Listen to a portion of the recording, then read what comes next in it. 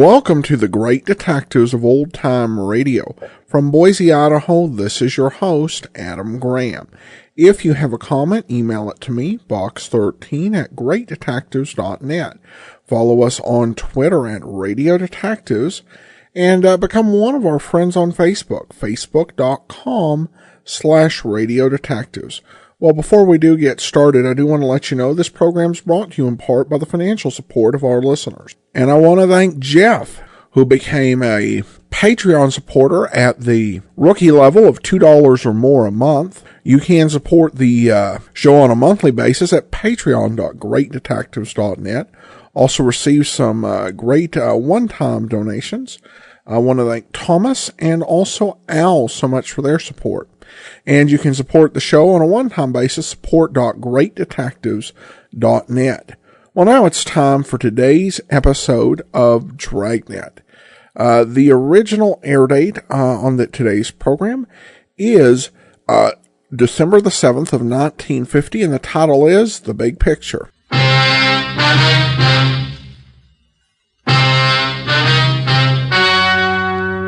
The story you are about to hear is true. Only the names have been changed to protect the innocent. Dragnet.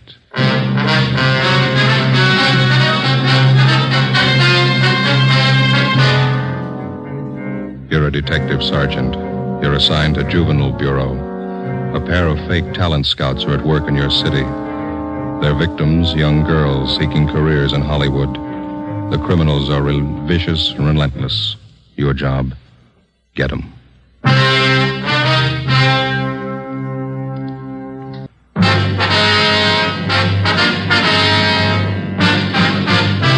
Dragnet, the documented drama of an actual crime.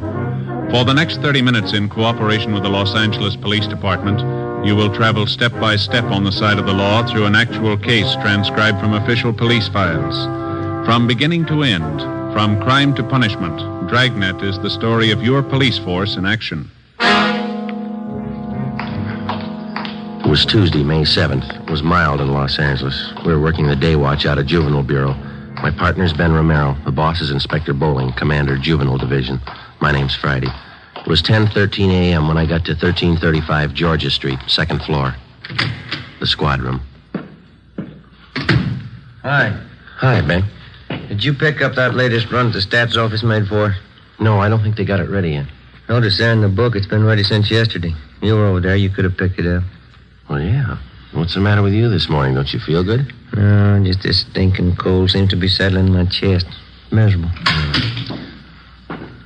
Yes, sir? Can I help you? Oh, yes. I'd like some information, please. This is the Juvenile Bureau, isn't it? Yeah, that's right, sir. What can we do for you? Oh, mind if I sit down? I'm climbing those stairs. Takes your breath away. Yeah, sure. Here you are. Thank you. My name's Wayne Kenworthy. The officers are out here on a convention. My home is in Minnesota. Mm-hmm. Went out last night with some of the boys at the convention. We stopped at a bar down on your Alvarado Street. Alvarado. Alvarado.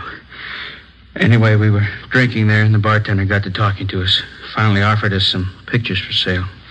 I got one of them right here. Let's see. Oh, yeah. There you are. I paid him $2 for it. Just look at that. Yeah, it's filth. Do you have the address of the bar where you bought this? Yes, sir, I have. That's not the reason I'm here, though. I'm not a one-man moral squad. I'm not the type makes a habit of buying obscene photographs of young girls, either. Yes, sir, we understand. I bought this picture from that bartender because I know the young girl in it. She's the daughter of one of my neighbors back home in Minnesota. Known her ever since she was a baby. I see. This girl came out here about 8 months ago to live with a girlfriend. Mm-hmm. She was crazy for Hollywood, thought she might break into the movies or something. She stopped writing her folks about 2 months ago, hasn't been heard from since. Well, it sounds like a case for a missing persons bureau, Mr. Kenworthy. Well, the girl's folks have already contacted them. Nothing's been turned up. Nothing at all. Then last night, just by an accident, the bartender shows me this photograph. It's that girl, all right, no mistake. Well, we'll do everything we can to help straighten it out, sir. Well, that young girl I know. I've known her since she was a baby. Good family, good training. She never would have posed for a photograph like this. Rotten filth. She's just not the type, that's all. Yes, sir, we understand. What was this young girl's name, Mr. Kenworthy? Lois Brewster, that's her real name. When she wrote her folks she was using another name while she was out here. Thought it might help her movie chances. Drake, I think that's what it was. Linda Drake? Yeah, that's right. About 5'4", 115 pounds, dark hair, dark eyes? That's right. Yeah. You know where she is? Oh, yeah, we do. We had her case called to our attention. Where is she? Is she all right? No, sir, she's dead.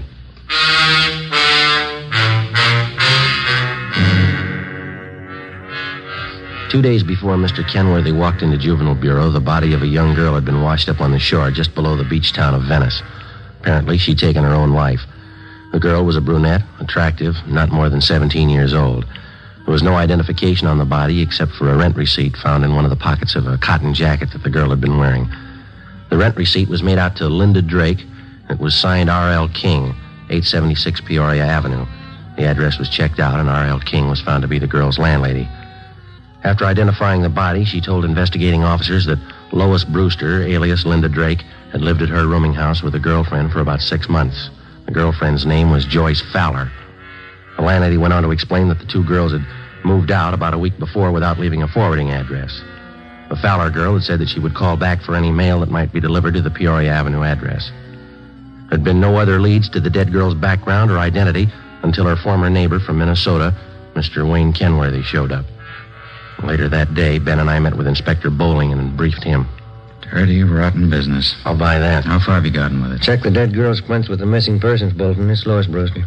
We notified the girl's parents in Minnesota. They're coming out to claim the body. It's pretty tragic. She's an only daughter. 17 years old. Same old story, we figure, Skipper. Some phony talent scout grabbed her and showed her the bright lights, got her to pose for those pictures one way or another. They can make a teenage girl go one of 100 directions after that. This one ended up on a beach. That's all I care about now. How about the girlfriend Lois Brewster was living with? Joyce Fowler? No word so far. Well, what about it? Any ideas? Well, it pretty much depends on finding this Joyce Fowler. There's no background on her. We got out on all points. How about phony talent scouts? Cheap modeling schools, photographers? Check out that angle. We put 4 of them away in the past 6 months. Another half dozen are being watched. We can start double-checking them tomorrow. Now, how about that picture that old fella Kenworthy brought in? Any lead there? We gathered a dozen samples just like it. One's as bad as the other. They're all printed on the same quality photographic paper. There's no markings of any kind on them. There's a common type of paper. All right, then get on the distribution angle. Stay on it. Every rotten bum that peddles this trash. And get them. I want them right up the line. Distributors, wholesalers, guy that prints the pictures, guy who takes them, every lousy one of them. I still can't figure. What's that? Well, the Brewster girl is a good home there, good training. She knew right from wrong. Kids don't forget that in a hurry. That might have been her trouble. How do you mean? She remembered it.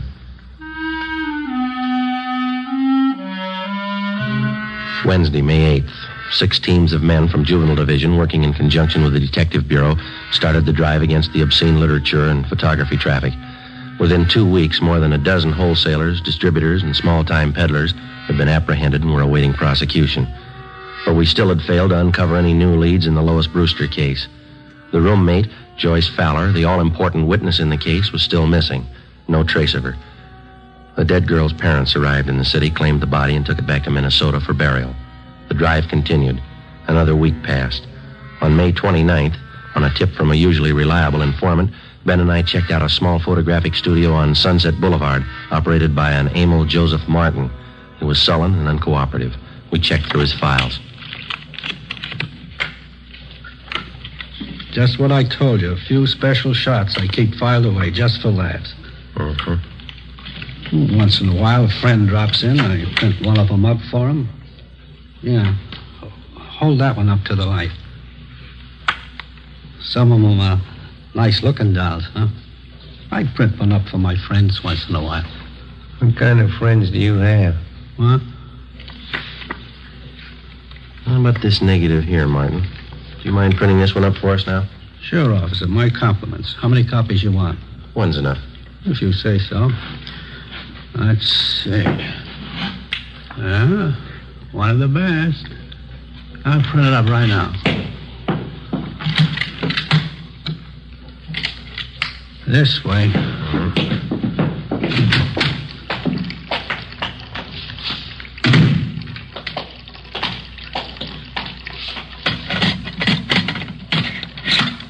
This one's a real collector's item, you know.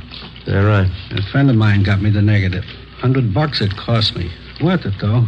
I'll make up a couple of pence for you, huh? One's good. Okay, anything you say. You want to get that light switch? Oh, yeah. All right.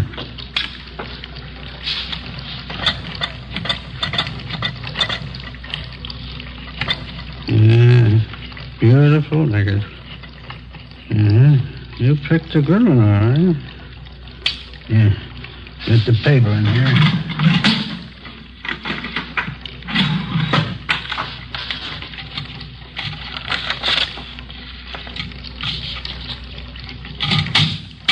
Yeah, that does it. Okay, one print. That's all you want? That's all.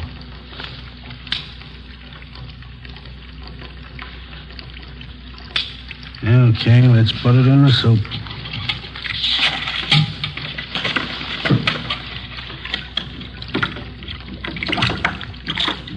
Yeah, I bet you get a kick out of this one. Real beautiful girl.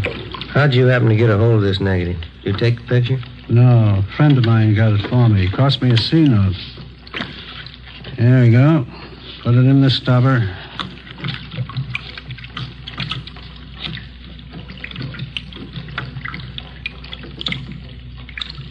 There we go. How about that? How about the guy you got this negative from? Did he take the picture? No, he bought it from somebody else. Don't know who. Cost him $350. Worth it, though, huh? Hi. Isn't that beautiful? We've seen him before. Oh, that's so, you know her? Only from her pictures. Oh. Of course, you understand I didn't take the picture. I just bought a negative, that's all. You couldn't tag me for that, could you? We're going to try, mister. Get your coat. Oh, no. Wait a minute now, officers. I'm small fry in this operation. You know that. You want the big fish, right? We want all of you. You know who they are? Well, some, maybe. Must be worth something to you. Well, you know better than that, Martin. If you cooperate, we'll mention it in our report. That's all we can do. No promises. Not a very good offer. You're not in a very good position. Yeah. How about it? All right, I'll tell you. Emil J. Martin was booked at City Jail for violation of 311 PC. His file of lewd photographs and negatives were impounded and booked as evidence. With the help of information which the suspect had given us, we were able to round up 3 wholesalers and another distributor of obscene books and photographs. Each one of them was questioned thoroughly. We ran into the same old routine. They denied knowing anything about the man who was masterminding the racket or where he was operating from. The Lois Brewster case dragged on. No progress. In virtually every case of tracing the lewd pictures to the point of production, the investigating officers were able to link the small-time peddlers to their distributor and the distributor to the wholesaler. Well, that's where it stopped, a dead end. Beyond that, nobody knew anything about the operation of the racket. Stakeouts were set up at locations where sales and deliveries of obscene material were known to have been made. Nothing happened. The drive stalled. Thursday, June 11th. Romero, Joe? Yes, Gibber? First piece of news in the month. The policewoman just called it in. Yeah? Lois Brewster's girlfriend, Joyce Fowler? Yeah? She's been found.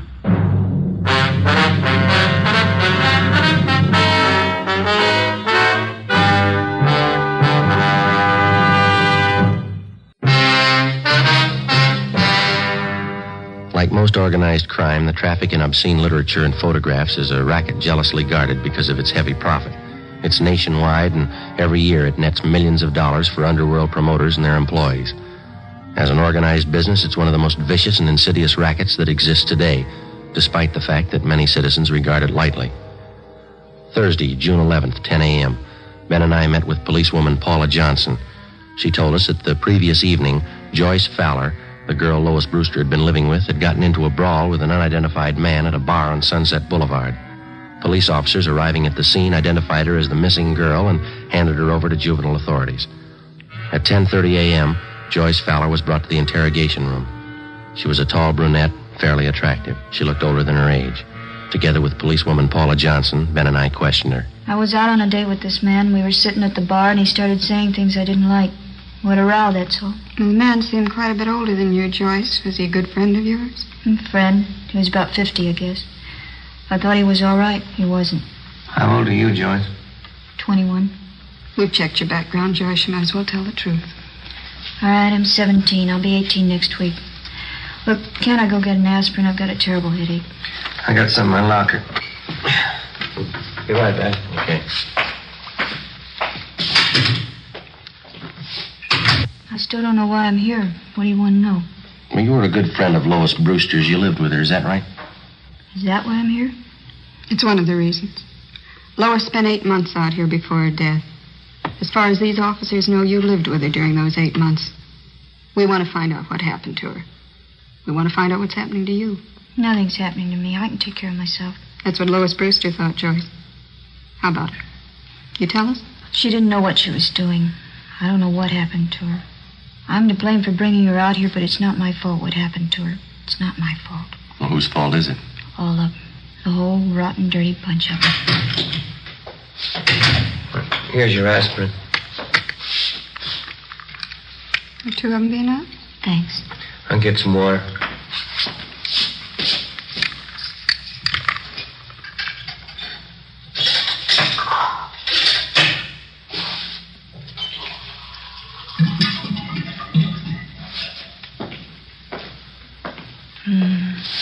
Is something wrong, Joyce? Don't you feel well? I'll be all right. Right, here you are. Thanks.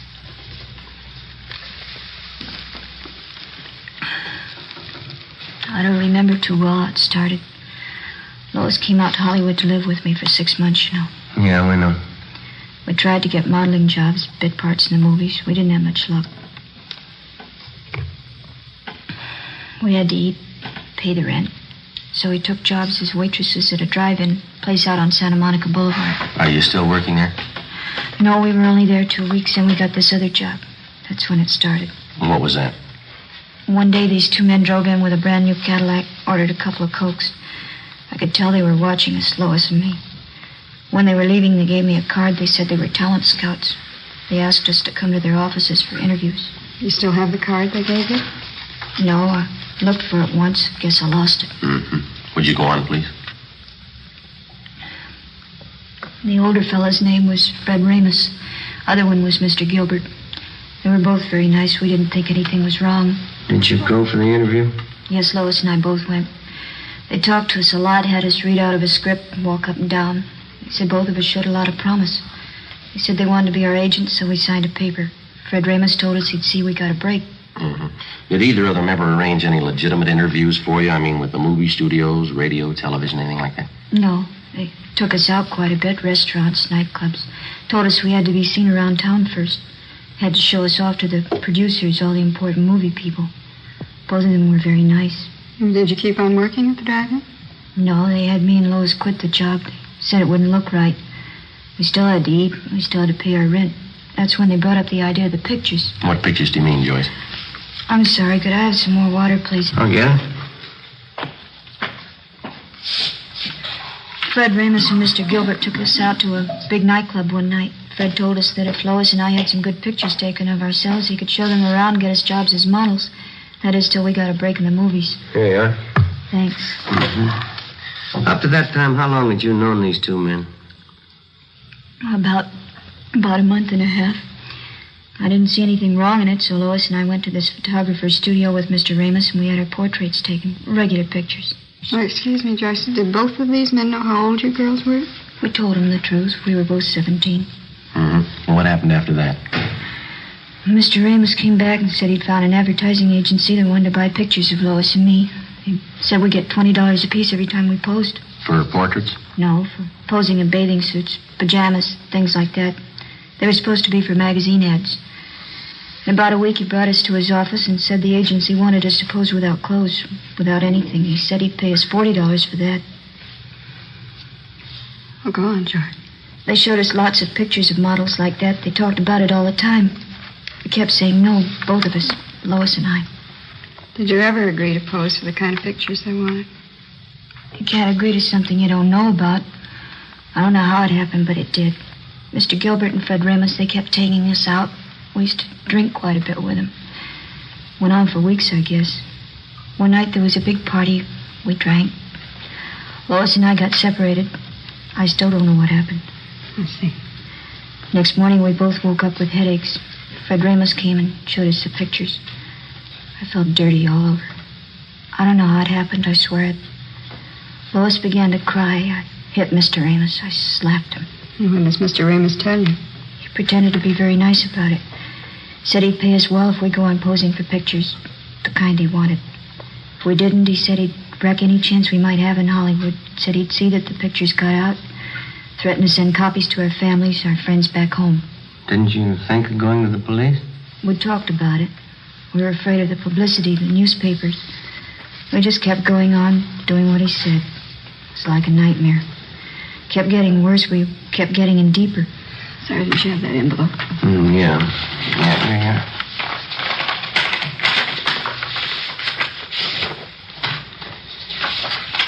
You recognize these pictures, Joyce? Yes. Mr. Amos and Mr. Gilbert, they have you posed for these? Yes, that's some of them. We always drank a lot, so we wouldn't remember. That's not why Lois is dead, though. Those pictures aren't the reason. Well, how do you mean, Joyce? Ramos and Gilbert, they'd fix up dates for us. They said the men were their friends. 3 or 4 times a week they'd call. We had to go out with them. We had to do what they said. One morning we got home about 5:30 in the morning. Lois changed, said she was going for a walk. I went to bed. She left a note. I never saw her again. I see. Romero? Oh, yeah, just a minute. It's that long-distance call we placed to your home, Joyce. Sure am. Oh, thanks. Hello? Yeah, it's me, Joyce. Yeah, it was just a mistake. Yeah. How's Uncle Henry?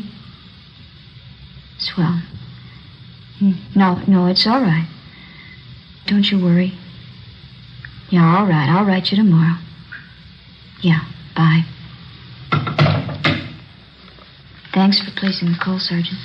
You're welcome. Glad to do it. Anything else you want to know? Yeah, there's just one more thing. Do you still have that note that Lois Brewster wrote before she died? No, I lost it. I remember what it said, though. Yeah. It said, I'm sorry. It was signed Lois. That's all.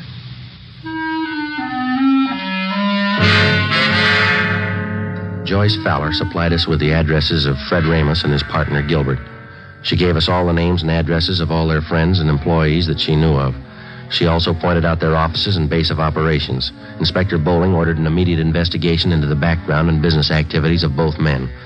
Previously convicted wholesalers and distributors of obscene photographs were called back in and re-questioned.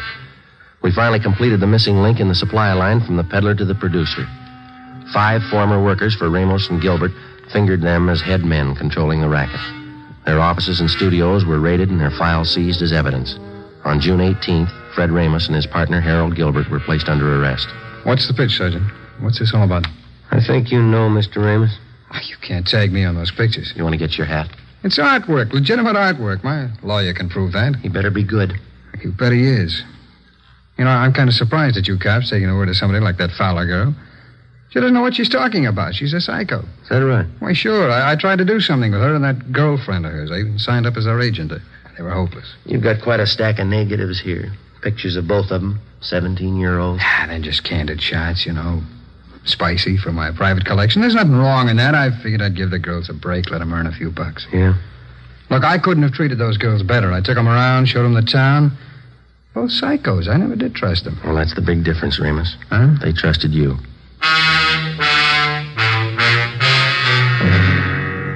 Fred Ramos and Harold Gilbert were brought downtown to Inspector Bowling's office. Joyce Fowler was seated next to the desk. Gilbert was brought in. She identified him. He was taken out and held for booking. All right, bring in the next one. All right, come on.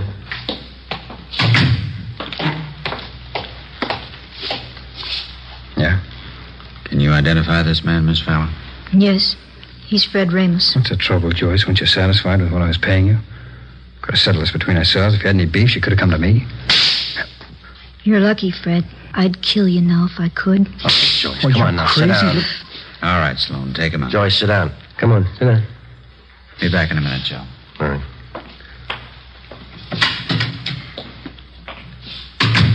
I'm sorry. Doesn't do any good. Are there any more? No, that's about all. You've helped quite a lot. Yeah, glad I could do it. Is that all, Sergeant? Well, for now, yeah. You'll have to testify at the trial After that, the juvenile court's going to keep in pretty close touch with you. I see. Aren't you going back home, Joyce, to Minnesota? No, it'd be the same old thing. My aunt'd be glad to see me for the first week. Then she'd start all over again, hollering at me, picking. Wouldn't be any use. What are you going to do out here, Joyce, you know? I know a nice fella in Santa Monica. He's going to get me a job at a brand new drive-in. Cute uniforms. But I don't think juvenile court's going to let you take a job like that, Joyce. I hope so. A lot of talent scouts go there. Radio, movie producers. They might notice me. Yeah? Never can tell. Might lead to something.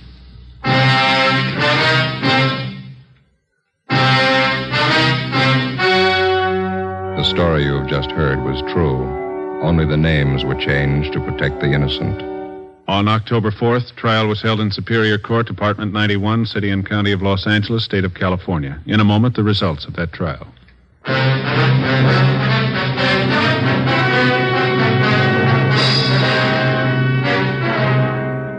Fred Ramos and Harold Gilbert were tried and convicted on several counts of rape and lewd conduct. They received sentences as prescribed by law and are now serving their terms in the state penitentiary.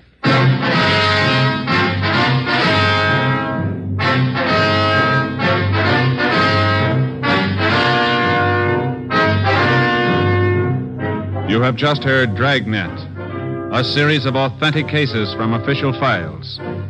Technical advice for Dragnet comes from the Office of Chief of Police W.H. Parker, Los Angeles Police Department.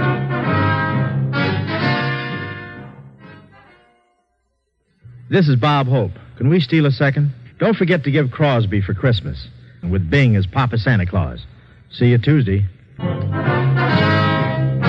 Coming up, We the People, with stories of today on NBC.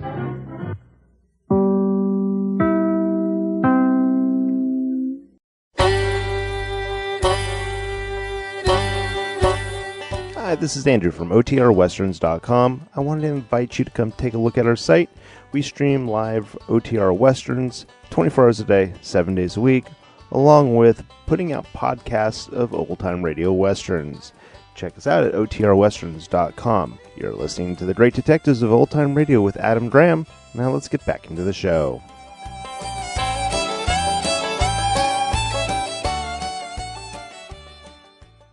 Welcome back. Well, a very sobering episode and a very tragic thing. And the sad thing is that it has relevance that carries forward throughout the years. This was a subject that Dragnet revisited in the 1960 series. In 1968, Season 2, they did the episode The Starlet, centering very much on the same sort of scam. And you could do the same thing, same sort of episode today. Of course, we would now refer to this whole situation as part of human trafficking.